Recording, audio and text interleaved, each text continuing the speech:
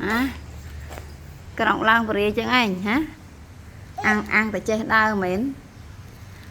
ôn tớ nè nì đào coi bằng ồn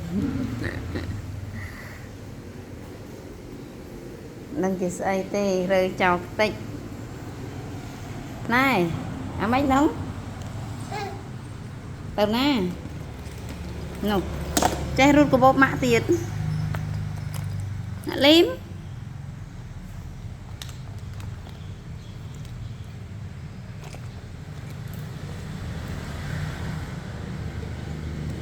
ôn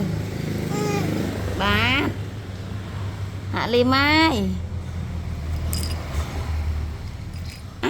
passport mà ôn xả thuốc vào mã sân lên xả thuốc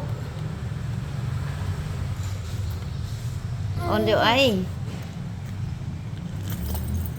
trọc phượng lắc đang ngà bưởi món con này